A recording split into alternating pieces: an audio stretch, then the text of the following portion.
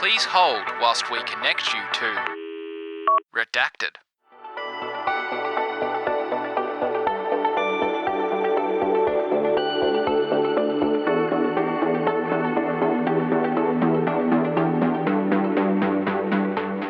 This is Lucy Bishop. And this is Fraser Greenfield. And this is Jonathan Ty, and you're listening to Redacted. Jonathan Ty is the co-founder of Hatch Duo, an up-and-coming industrial design studio in Sunnyvale, California. He's worked on designs for companies like Sonos, Activision, and Logitech, to name a few. You can see his work in GQ, Business Insider, and the CBS Series California by Design. Today, though, John has sat down with us to talk about what it takes to dream big, build big, and scale a design business from zero to hero. Welcome to the show, John, and thanks for being here. Let's talk about you. Introduce yourself. Who is Jonathan Ty in 100 words or less? All right. Well, first of all, thanks so much for having me, Fraser and Lucy. I'm a simple man making my way through the galaxy like my father before me. No, just kidding. I'm a huge Star Wars fan, and at a young age, I really loved drawing, and basically creativity led me through to being an industrial designer. I am the owner of Hatch Duo, as well as Aggregate, as well as another co-founder of Mood AI. So I'm, as you can see, a pretty serial entrepreneur. All of those are what I would consider creatively design-oriented ventures. And prior to that, I worked primarily in the Bay Area as a design consultant for multiple consultancies, as well as startups and in-house at a large corporation. So we have to ask now, what did you think of the latest trilogy of Star Wars? The latest trilogy, I loved it because it gave me nostalgia. I thought they could have done a better job and chosen better directors like Filoni. Just a better script. Yeah. I feel like they did Kylo Ren dirty, though. Kylo Ren, yeah. Yeah. I think he's probably the main saving grace of the entire series, to be honest. Totally. And the worst part was I really liked the idea that Rey comes from nothing, and then they threw it all away in the last movie. Yeah, I agree with that as well. So give us a rundown right from the beginning. How did you discover industrial design, and what's your background? Yeah. So I actually found out about industrial design quite late. I was going to the University of California, Irvine, down in Southern California. I was a studio art major, digital art minor. I was interning doing graphic design work, and I was like, man, I'm about to graduate, and I'm not really sure that this is exactly what I want to do, designing maps and brochures and pamphlets. Nothing wrong with that. It's just that wasn't really what I had in mind. And I think one summer, I was staying at my aunt's. We go to a beach house every summer. I think she had a friend who worked for a company called IDEO. I did not know what that company was, nor what they did, but she was like, hey, I think he works in this design space. It's creative, and they do some fun stuff. You might want to talk to him. Long story short, I ended up talking to him, I think when I was between my junior and senior year of graduating college. And, soon enough, I found this thing called industrial design. Looked it up on Google, found a forum called Core 77, and just went down the rabbit hole and was like, oh my gosh, there's all these sketches of shoes and sneakers. And I just fell in love because a funny thing about me is that I used to be a sneakerhead. So I collected Jordans all throughout high school. I had tons of sneakers that I would go through. And I was like, I've always wondered who designs this stuff. And so when I started to look up industrial design, I discovered a guy named Tinker Hatfield, found out he worked for Nike, just went down the rabbit hole and was like, man, that's exactly what I want to do. Yeah, I signed up while I was my senior year graduating UC Irvine. I was at the same time going to Art Center at night. So I would finish my lectures during the day. I would drive 2 to 3 hours through traffic in LA traffic, all the way down to Pasadena. And then I would take classes at night on transportation design and product design. And I just fell in love. I had planned to actually go to Art Center, but some family stuff happened. My mom came down with breast cancer, and I'm actually from the Bay Area myself. And so I decided, instead of going to Art Center, to go to a more local school so I could be closer to family. And so that's what I did. And I think the rest is history. I became an industrial designer after I graduated at Academy of Art. I feel there's something so special about realizing you can go from 2D design suddenly to 3D design. For me, really similar story. I was really interested in graphic design, never actually studied it. But I had a similar kind of awakening moment where it was like, wait a second, there's 3D. Yeah. Something that you've always taken for granted. And then you're like, oh my gosh, it's just endless. Why would I limit myself to the flat world? Yeah. I think it's just such an amazing career because as creatives, especially if you love drawing, it's not only drawing in 2D, you're actually able to actualize the stuff in 3 dimensions, see it being used in physical life. And it's just, it never gets old seeing your product out there. Totally. You said you used to be a sneakerhead. What happened? I had children and I couldn't line up for drops anymore. But yeah, I used to be one of those guys who camp out 4 a.m. in the morning at Nike, get your bracelet and stuff like that. And you get 2 kids and pretty soon you realize you can't do that anymore. Now you're just in line for the mini sneakers and For stuff. the mini Snickers, yeah, for my son and my daughter. You're the founder of Hatch Duo. Can you talk us through the inspiration behind each of these ventures and what led you to start them? Sure, absolutely. So I think it would be good to give a little background on my work history before I got there, because that was, in a way, what influenced a lot of my trajectory. So when I graduated from Academy of Art, I actually took up my first job at a studio called Y Studios, a small little consultancy here in San Francisco. And there I actually worked on Sonos before they even became a public company, and got my first taste of, oh, you can work for this design company that works on a whole bunch of other companies like startups. And so I started to just take note, right? And when I started at the studio, very small studio, his husband and wife run, very small, I think almost like 2-bedroom suite office, very tiny. But shortly after, I think Sonos IPO'd, by all means, I don't know any of the details, we suddenly moved to a bigger office. And I know that they bought the building too. So I was just putting 2 and 2 together in my head of designers, startups, ventures, capital, all that kind of stuff. So I was like, man, maybe I should work for a startup. From that point, I ended up getting a job at Soul Republic, which was this audio company that did headphones. I'm actually wearing the headphones right now. They were, I think, a $30 million funded company here in San Francisco, and they work with people like Calvin Harris, Steve Aoki, etc. Really cool. Is this the post-Beats boom? This is post-Beats. A lot of the team was from Beats. So the people I used to work with at Soul, they were from the original Beats by Dre team. Really cool people, really talented folks. And got my first taste of what it would be like to work at a startup. Very fast-paced, really talented people, and just understanding that ecosystem. And I think at the time, that was the first time I was offered stock in a company, because before that I was working at a small consultancy. And so I was just learning all these things about business. And obviously I could go on and on about all the industrial design things, but I think these business side of things were really just taking note in my mind. And I was like, man, I wonder what it'd be like to start my own thing. But before that could happen, Soul Republic as a startup, as sometimes things go, there was some stuff that happened. Basically, before I knew it, I got hired. 8 months in, I turned around and everyone was let go except me and my team. So it turned into a 2-office company into what was then, I think, me and maybe 10 other people. And me being a young professional, not knowing what's going on, I was like, I got to find another place to land. And so that place ended up being Ubiquity Networks, working for a billionaire named Robert Pera.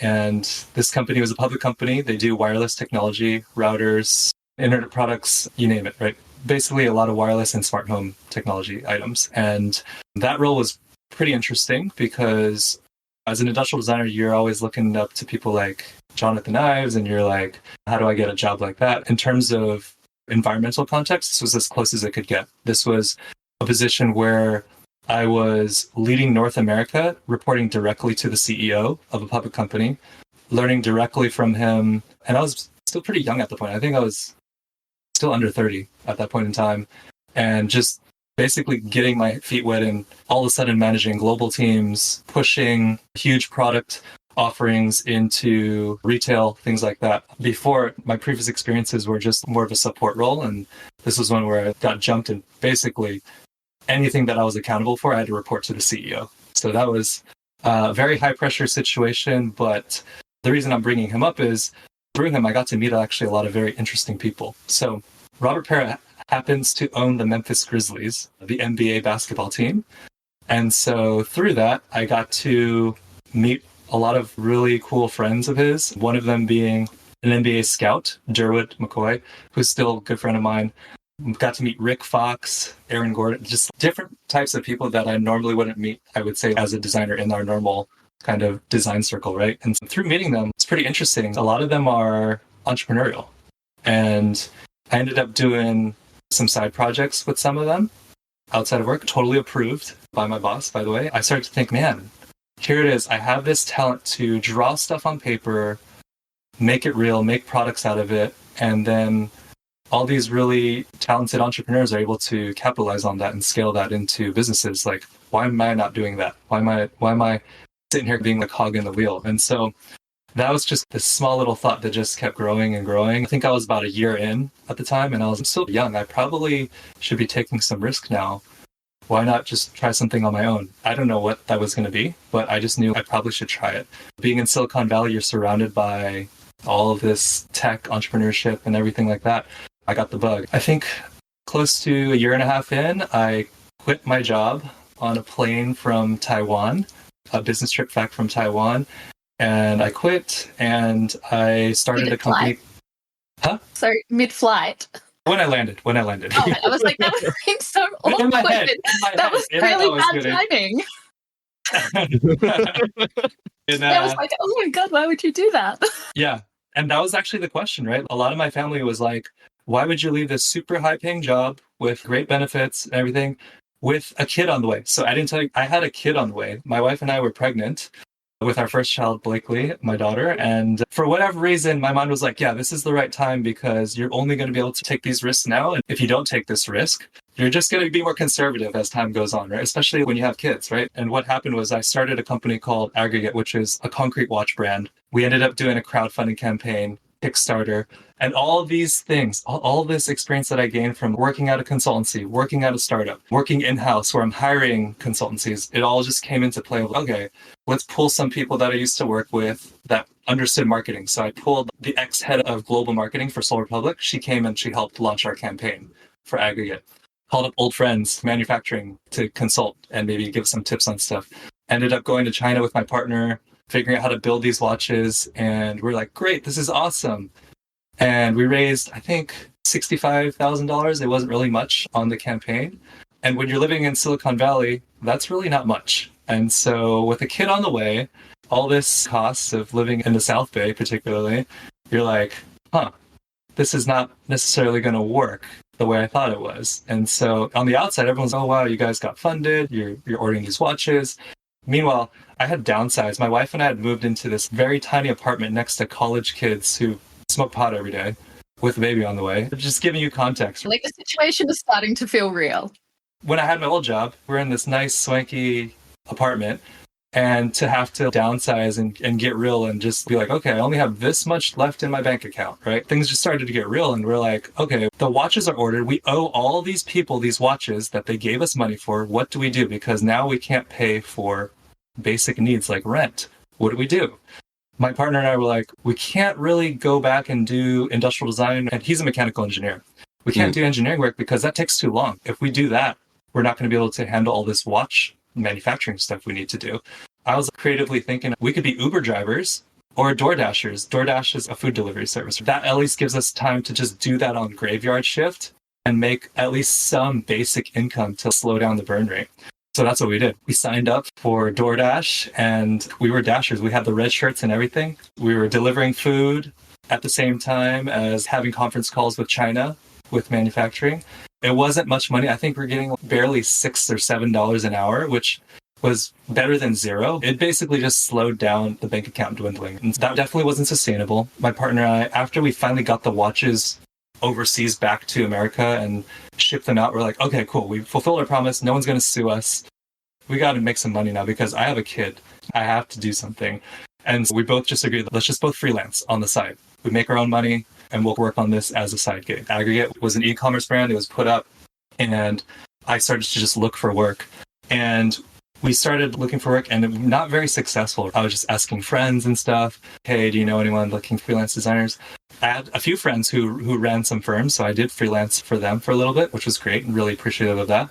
But it still just wasn't enough to make ends meet where we're living in with a child. Me and Mike were like, we got to figure out something. So we just started networking. We went to some trade shows.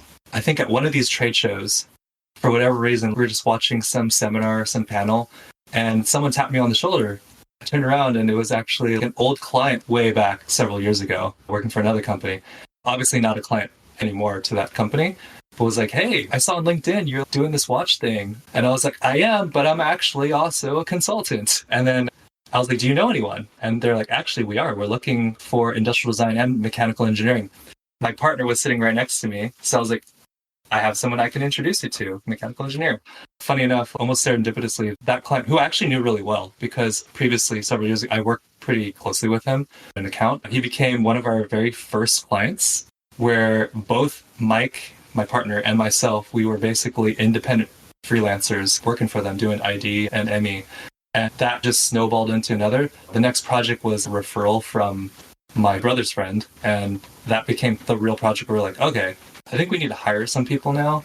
The rest is history. We basically became accidental agency owners. And so that's when we created Hatch Duo. It sounds like things can really turn around quite quickly when you connect with the right people. Absolutely. And they can turn around quite quickly from going from really bad to really good and vice versa too. So yeah, absolutely. And was there a strategy that you formulated to find a consistent income, a consistent set of clients once you had those first two break-ins? Yeah, great question. Not in the beginning. So when we had found those first clients, I think it was in 2017. It was actually before Hatch Duo was actually created. This was still aggregate-ish of supplementing income. And we're like, man, we need to figure something out. So here's what we're going to do. We're going to save some, we're going to get the next job somehow through referral, asking a bunch of friends. And the next big job we get, we're going to use all that money to hire someone to help us with business development. That job came. The money that we had was still not enough. But what we did do is I started to hire an intern. And so just like the thought of going from myself and my partner to, okay, how can I put more time into just looking for leads? And no one had taught me this, right? Even the previous consultancies I worked, they're not going to teach me how to write proposals or any of that stuff. They just don't do that when you're a junior. And I actually did just, even when you're a senior, sometimes they don't even do it. But yeah, so I just did a lot of personal research myself of how to write a proposal. And this was before ChatGPT and AI, right? This is like, how do you write a proposal? I would YouTube stuff. I found a really cool channel, The Future by Chris Stowe. Definitely got to credit him. He totally changed my perspective on how do you sell creative services? How do you sell it properly? How do you look for leads? And yeah, I think like downloading a lot of that knowledge, slowly but surely from 2017 to 2018, we incorporated. I hired our first intern, then senior designer. And then the next hire we made was actually April, who's still with us today, our business development. And she was basically the first hire. She was a software salesperson. Really lucky that she applied for a job opening.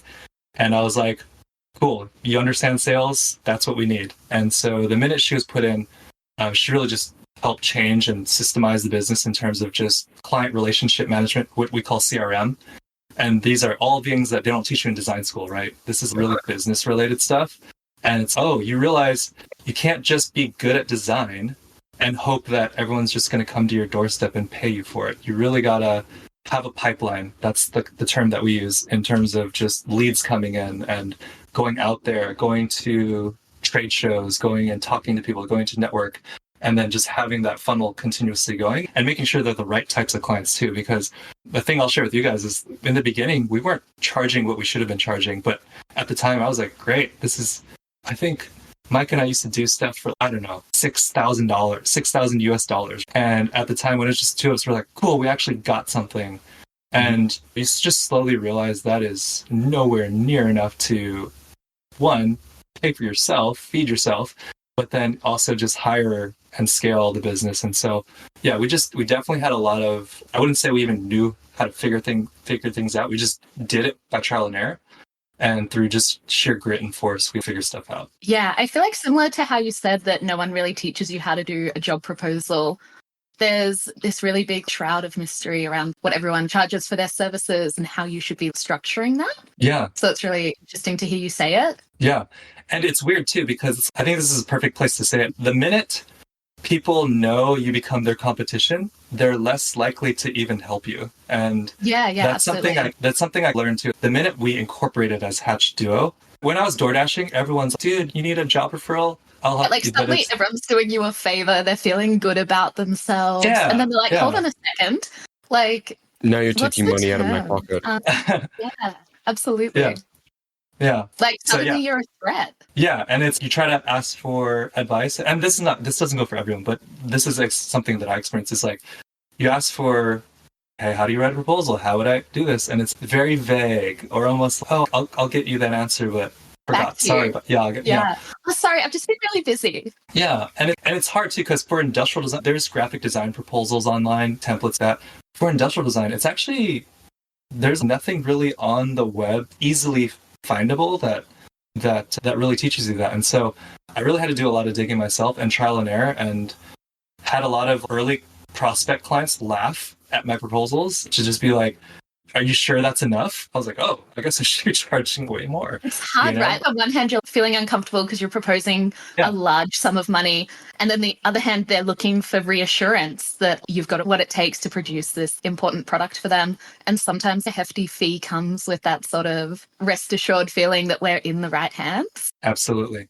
I also feel there's this really big discrepancy between people who are maybe in your position at the beginning where you're not charging what you should be because you don't know yet, compared to the people who are charging these massive amounts. And then you can still go to a meeting and someone's, wait, you're not going to do it for free until we start making money? Like what? Yeah.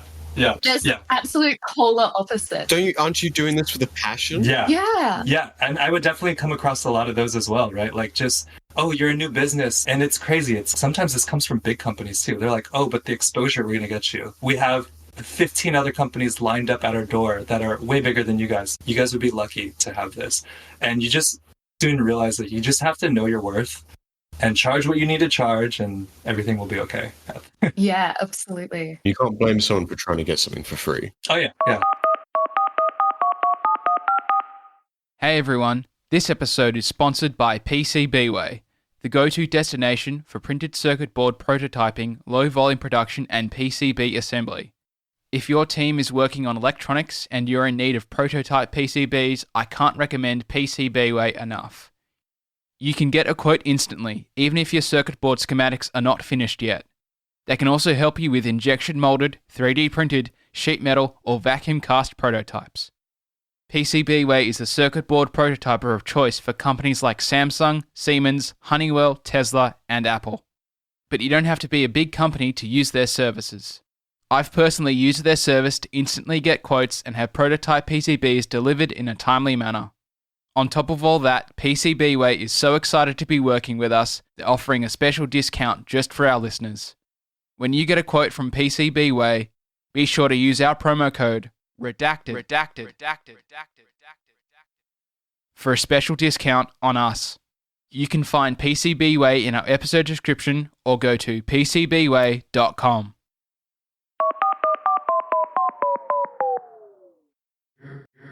Redacted.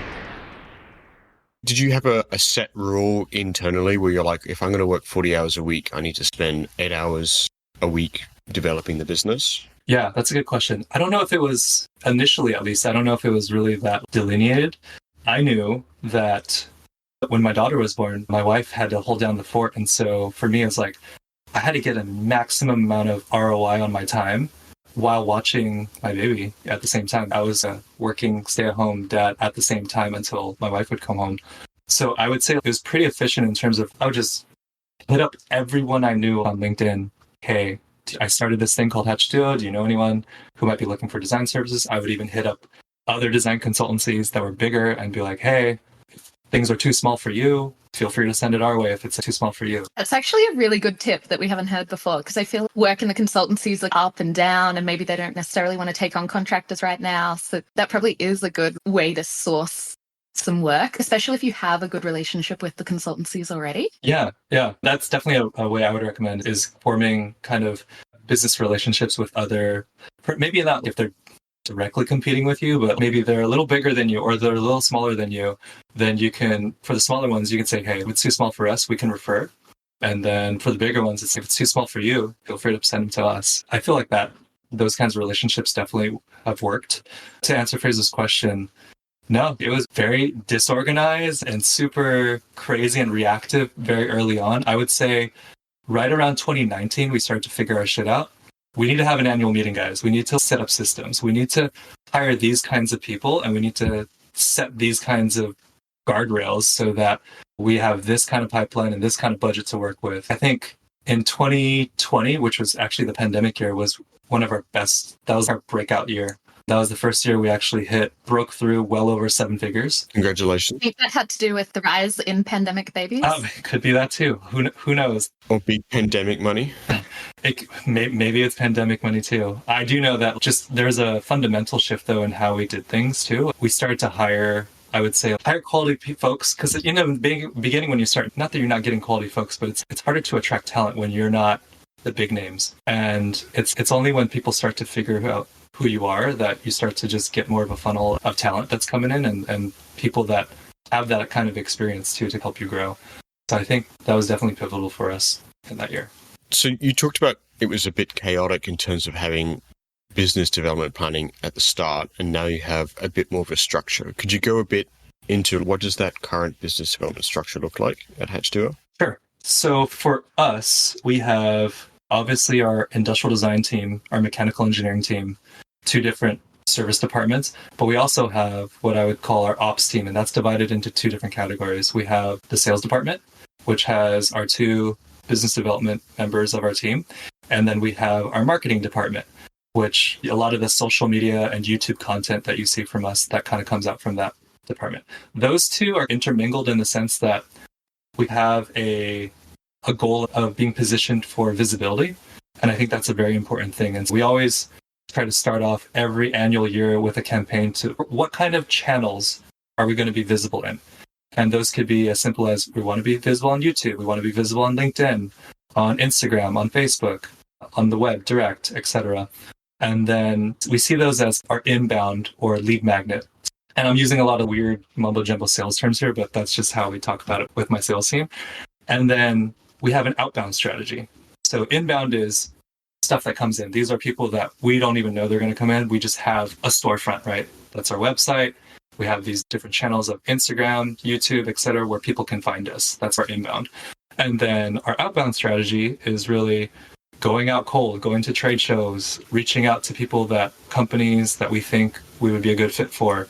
And that's what my outbound team does. April, who's in charge of our partnerships, and Emmanuel right now, they have their own black book of relationships, which is good, but then they basically go and tap those networks and try to bring in business that way. And I'm saying this because it's not magical. It's not, I know we're good, but it doesn't matter how good you are. You really have to put in the work business-wise to really get that revenue to that level. And I think that was the difference, right? Before we broke 7 figures, it was like, hey, we're winning design awards and stuff, but we weren't pushing that hard in terms of those strategies. Yeah, it sounds like there's a process to it, almost like the design process.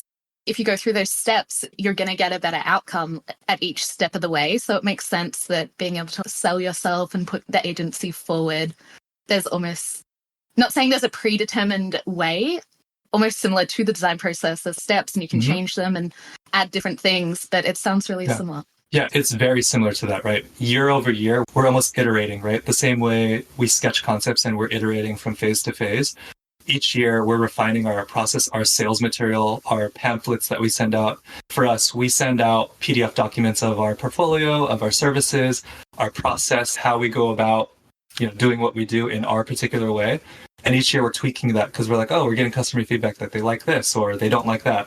And so we're tweaking all that stuff. Yeah, or we change something and now we're bringing in a completely different audience, and maybe that's the audience we're interested in. Exactly. So here's the thing for us, admittedly, we don't spend much time on research. And here's the reason why. We actually target a lot of startups. A lot of startups already, they're working on novel emerging tech. They're already very deeply ingrained in their research and technology. That's why they even got their funding to begin with.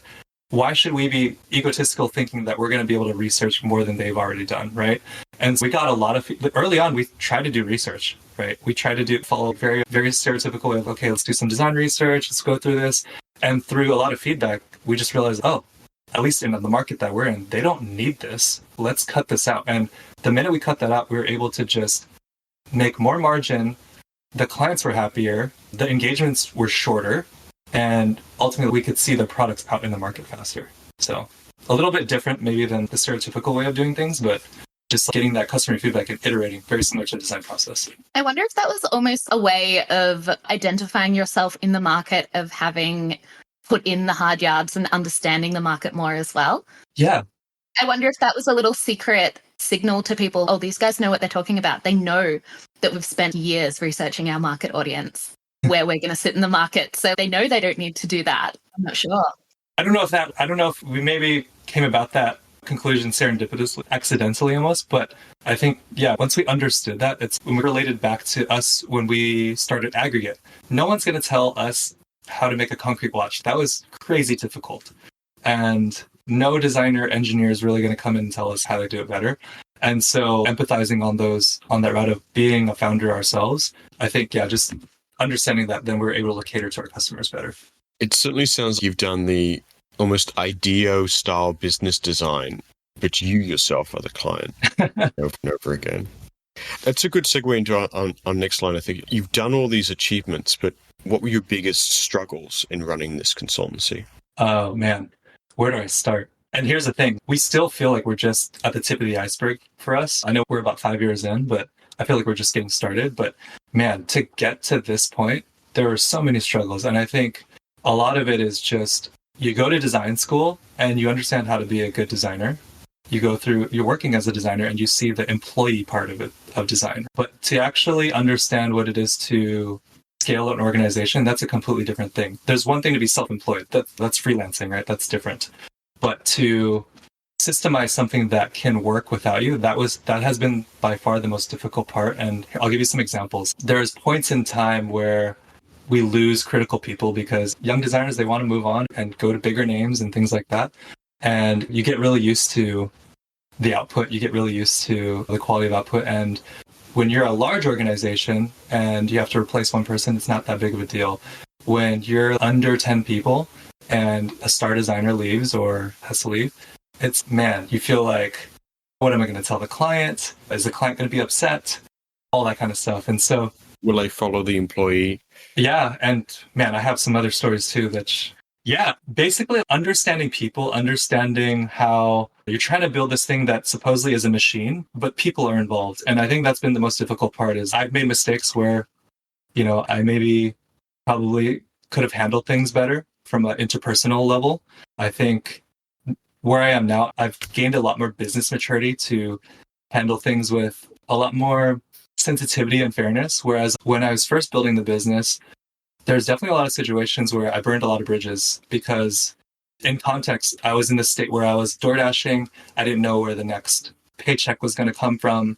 I need this to work. I don't care what I have to do to make this work. And if you're in my way, you got to get out of the way. I don't want to get anyone in trouble here. But yeah, there's been a lot of bridges burned. I think that has been the biggest learnings and things I wish I maybe could have done a little bit differently in terms of the interpersonal relationships that maybe have soured along the way.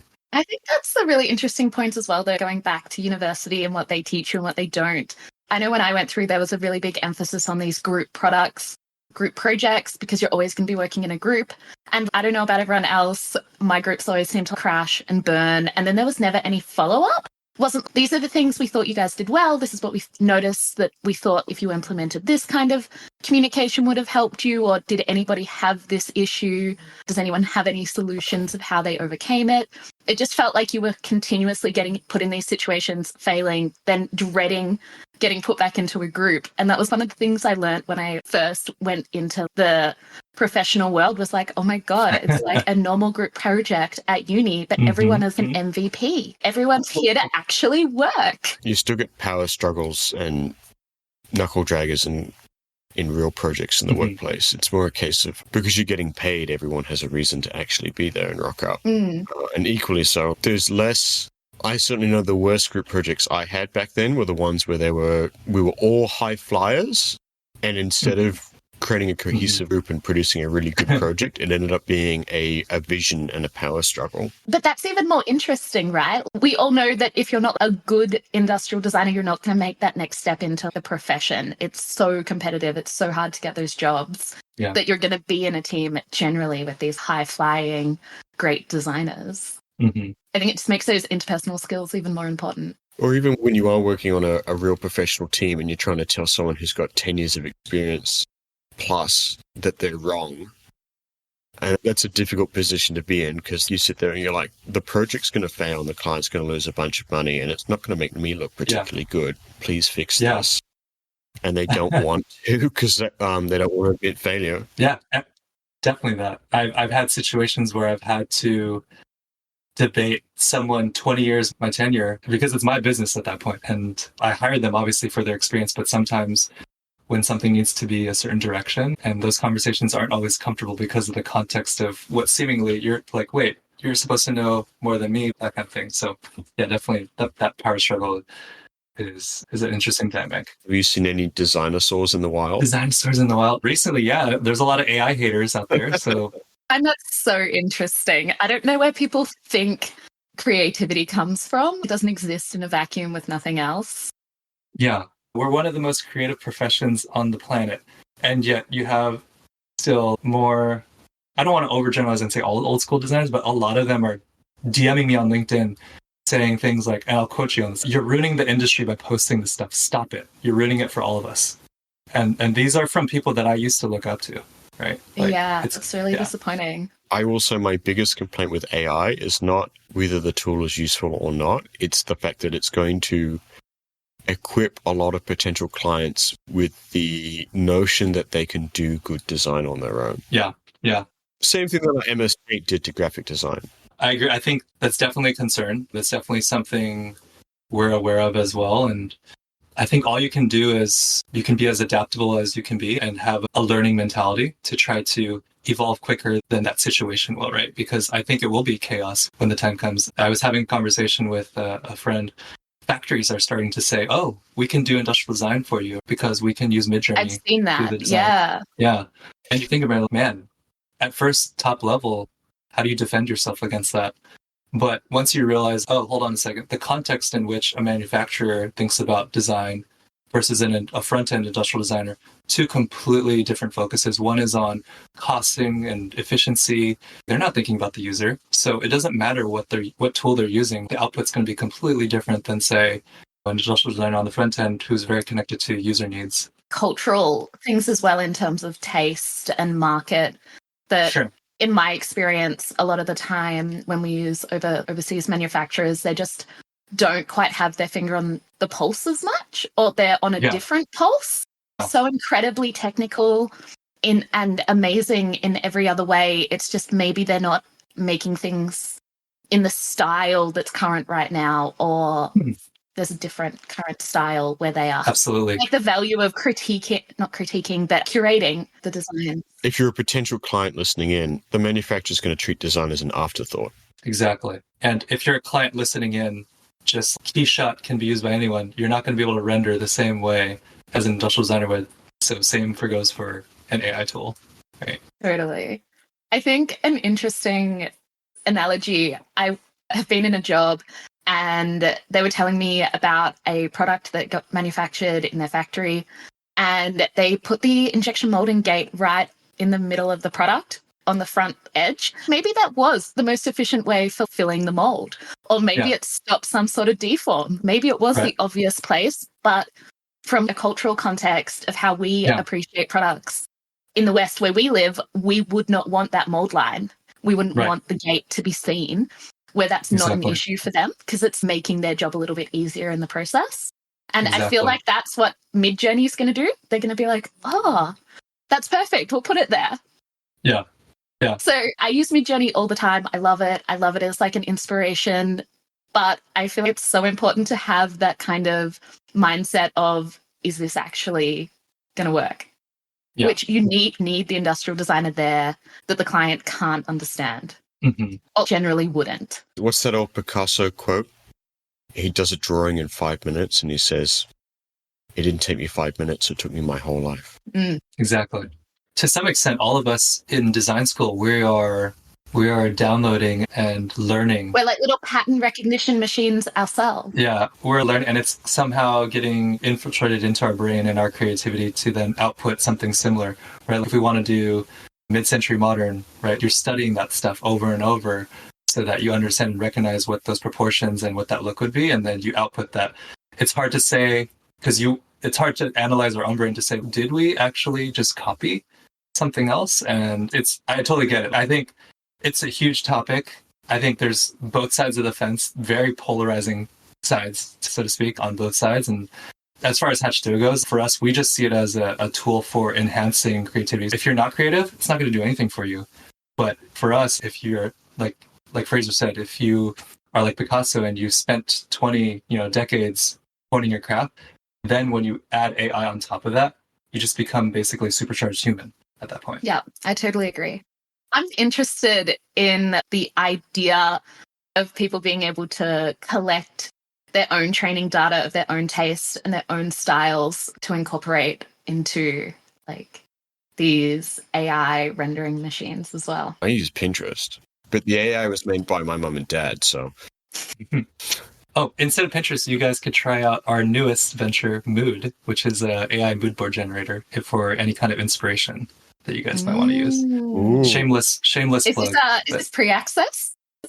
Or is it live branding? It's beta access right now, and I'm happy to give that to you. But this is actually created by Hatch Duo. So, we do the industrial design and engineering for other companies. And again, I'm always learning. I'm like, there's this thing called a venture studio model. You could create something from within and then launch it yourself. And so that's what we did. That's really cool. You guys feel free to try it. I would love that. You'll have to hook me up. Yeah. Do you mind if we have the beta sign up in the show notes?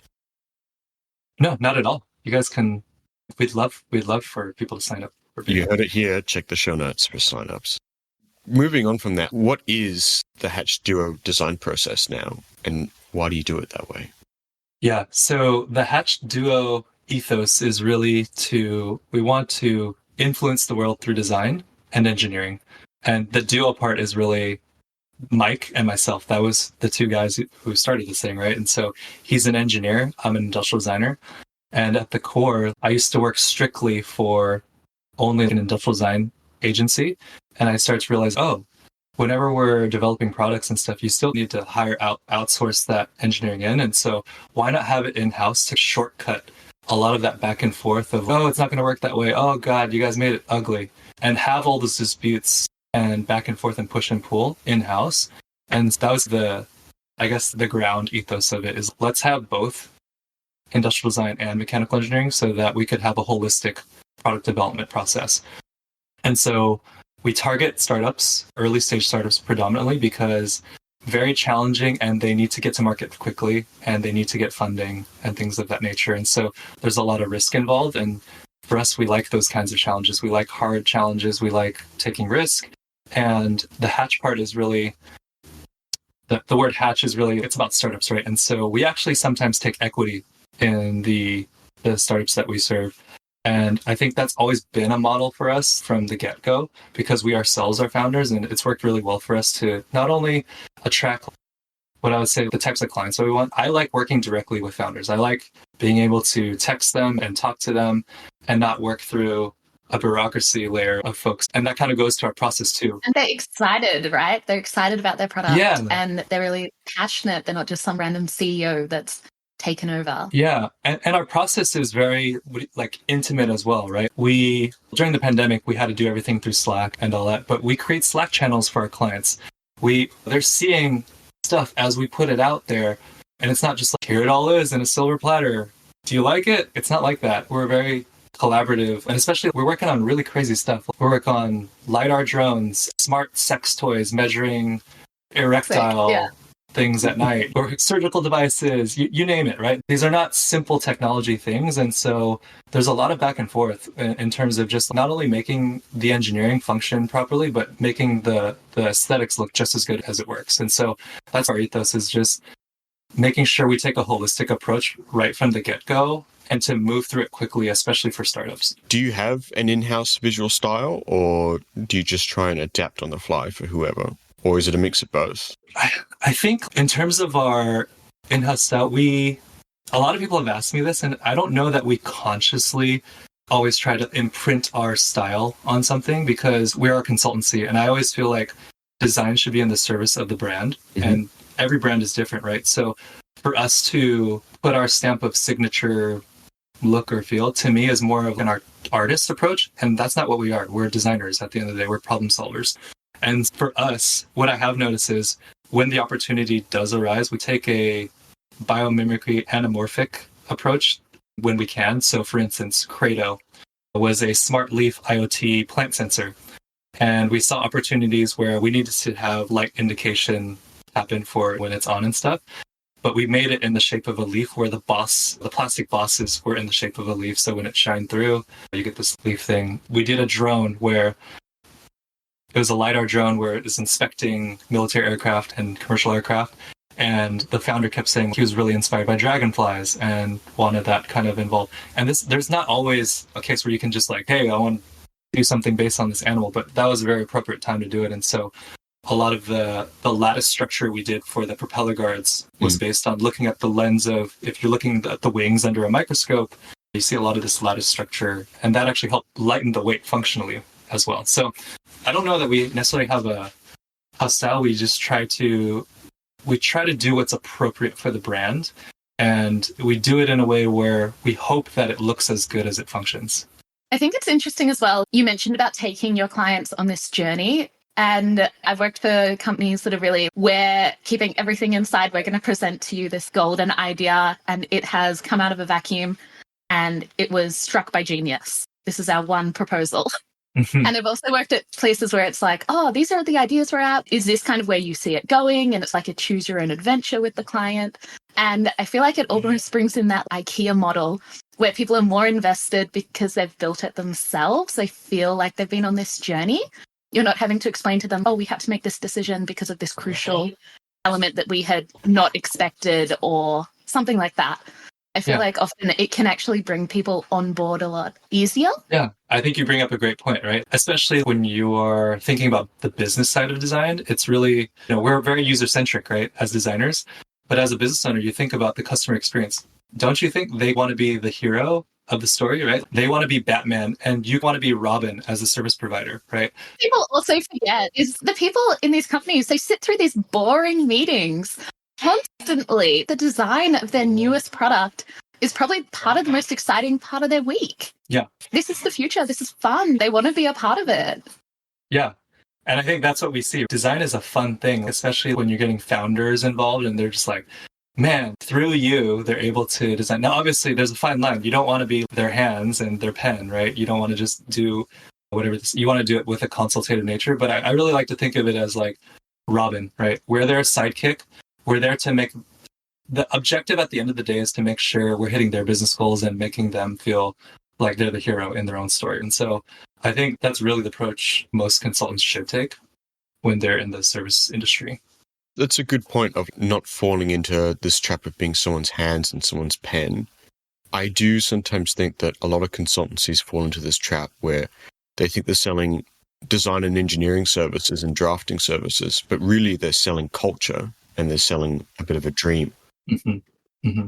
Or if I want to be a bit more flamboyant, they're selling a bit of design romance. Yeah. Absolutely. Yeah. And IP. You're not necessarily selling your technical drawing. You're selling the IP inside the drawing. Mm-hmm. Can you tell us how developing mood has influenced your process within Hatch Duo?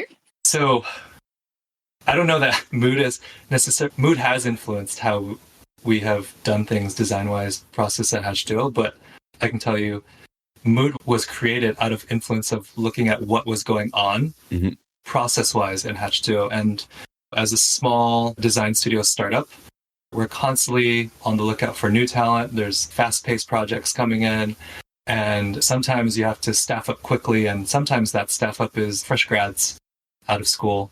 Sometimes for us, they happen to be global as well, so they're not always stateside trained.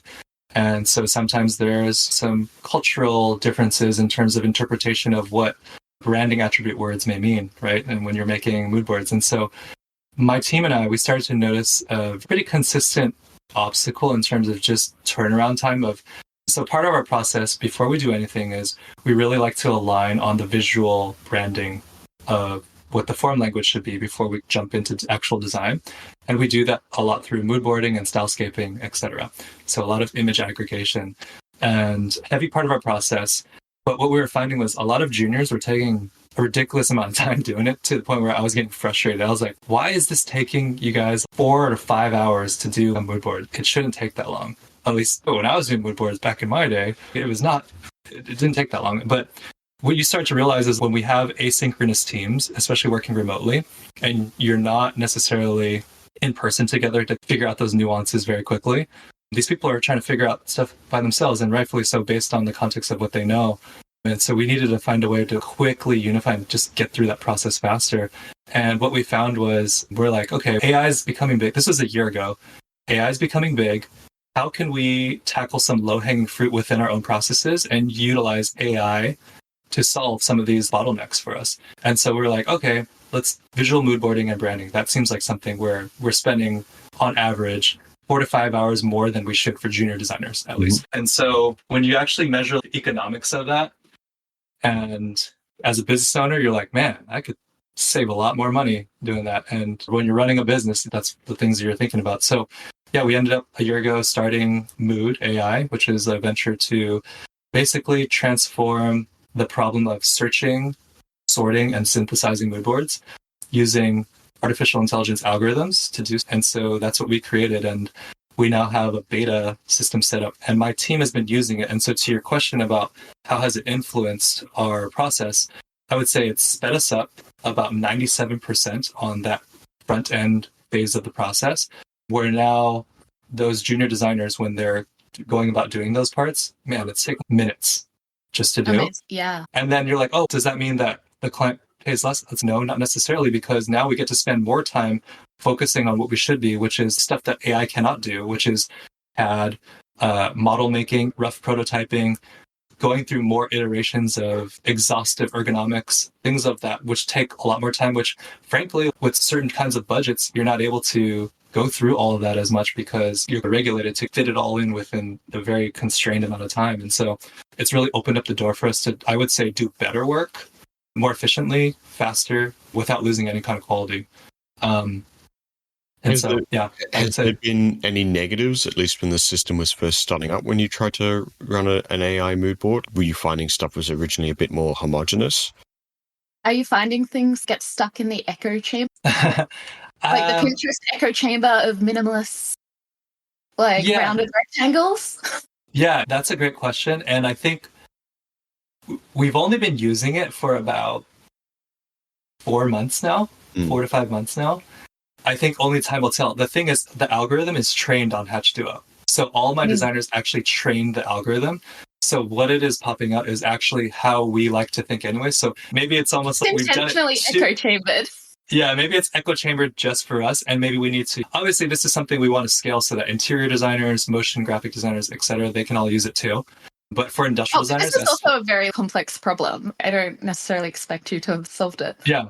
No, but I think you bring up a good point, is that for our MVP, yeah, I do think it's very echo chambered to industrial designers. It's really tuned. We have designers from Kohler and Ford and stuff using it, and they're like, oh, this is awesome. But these are all industrial designers. But you bring in maybe an interior designer, why are there all these cars?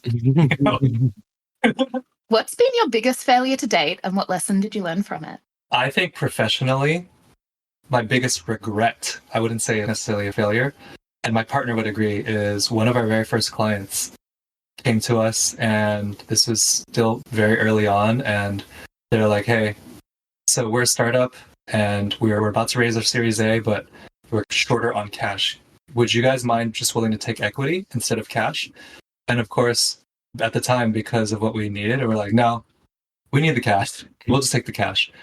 That startup went on to raise $11.5 million in Series A and another $50 million in Series B. So I think if I were to, basically, you can just think about, you can imagine doing the math on, had we taken equity instead of the money part of it, we probably have someone else running Hatch Duo right now. Yeah, but sometimes things are serendipitous like that as well. And at the time that you spoke about starting Hatch Duo, it really sounds like you were so spread thin that it really wasn't an option. And for every startup that succeeds, there's a dozen more corpses on the... There's a dozen more corpses. It sounds like you made the right decision at the time for you. Yeah, I think at the time it was the right decision. But yeah, that was probably one of the things we always we missed that one. Yeah, if I could just go back and DoorDash a little bit harder. Yeah. But in terms of failure, I feel like, man, this is going to sound cliche, but we fail on a daily, weekly basis. We're constantly making big mistakes. And each time, here's the thing, right? As our company is getting better and growing, those mistakes become bigger and more catastrophic each time. Like, I hate to say lessons, right?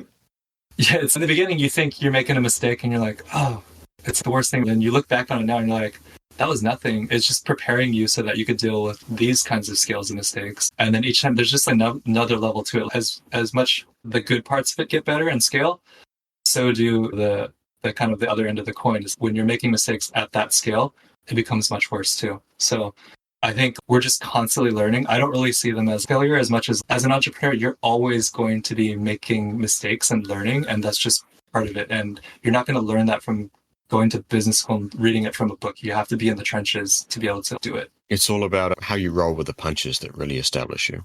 Exactly. Also, this concept of intelligent failure, which is failure that if you had have done a whole bunch of research and been like, this is the outcome that I'm going for, it wouldn't have been obvious that there was going to be a failure. So you're almost pushing yourself forward, you're experimenting, you're learning new things. And apparently they take that a lot from the scientific community, because when they run an experiment, it doesn't succeed. It's not seen as this negative failure. It's just pushing knowledge further. Yeah. That all being said, though, it's as an entrepreneur that at any day it could end, right? I think like we're doing well, but it's sometimes the decisions that we're making, they're really stressful, because if you're wrong and you're placing that bet and you're wrong, you could tank the company as a startup. And so my partner and I, we're dealing with that all the time. And so that's maybe the stuff that people don't always see, is that, man, it's a lot of stress understanding that you're in charge of all these people with families, people that need to put food on the table for their kids too. And you're making decisions on placing bets on AI or these kinds of ventures, and you're hoping that it plays out. And if it doesn't, you spent all this money. And you get over that, bad, right? Like decision paralysis. I suffer from that a lot. Man, that's a good question. I tend to just have a sense of urgency. So I tend to make actually very quick, decisive decisions with as much data as I need. I rarely have 100% of all the data that I need. And maybe that's admitting a little too much here, but I think most entrepreneurs, if they're listening, they would understand that you got to make decisions quickly, because when you're not making decisions, then basically you're dying at that point. Yeah, that's really interesting. Almost trusting your gut. Yeah.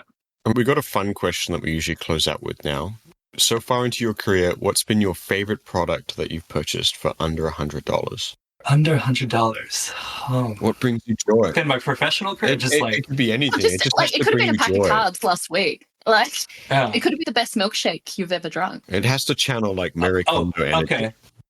Okay. This might be coin. I bought $100 worth of Bitcoin way back. How much did you make? Can I ask? How much did you lose? I lost a lot too, but it was way back when, I think it was the third time it tanked and everyone was like, oh, it's never coming back up. And then I think a few of my investor friends were just like, hey, you should buy this thing called Bitcoin. So I was like, okay, $100. Let's buy some. And yeah, didn't do too bad. I love it. My ex-boyfriend, his friend bought a bunch of Bitcoin when it was less than the cost of a pizza. And he stored it on an old Motorola flip phone. And then the whole hard drive corrupted. And he's lost billions of dollars because he has no access to it. And there's no way of bringing it back. It's got to the stage where it's a ridiculous amount. But as you said, it was all paper gains. So it was never really his in the first place. It's affected him zilch. At least Lucy doesn't have to pay capital gains on it. Oh, yeah. True. Wait, does that fit within your rules, though? Because it's not that wasn't a physical product. If you have a second answer, we'll take it. A lightsaber. I collect a lot of that stuff. To really close it out in a circular. Yeah, lightsaber would be it. Did you get it at Disneyland or? When no, you're looking for inspiration, do you pull it out and you're like? It was actually a resell of Darth Vader's replica, the movie replica one. So it was a resell, so it was a little discounted. So you didn't even go for the Kylo Ren, Mark Newson three-way saber vibe? I have that one, but I have that one. That was gifted though, so I didn't pay. Okay. I didn't pay for that one myself. So you're into red lightsabers. Should we be worried? I don't know. I did say that I regret my interpersonal relationships and stuff, right? So we know what side of the Force you're on. Yeah. And what Harry Potter house you're in. Oh yeah, definitely Slytherin for sure. Yeah, me too. Okay, all right. Yeah. No comment. I'll just slowly slink away. All right. Before you go destroy a whole bunch of government property and take hundreds of thousands of lives with us, thanks for coming onto the show, John. It was it was a lot of fun. And for anyone listening in, please check the show notes. Please check the show notes because we have lots of little links in there, including the sign up to Mood AI, John's AI startup. Thanks so much for having me, guys. And until next time, you've been listening to Redacted. Redacted.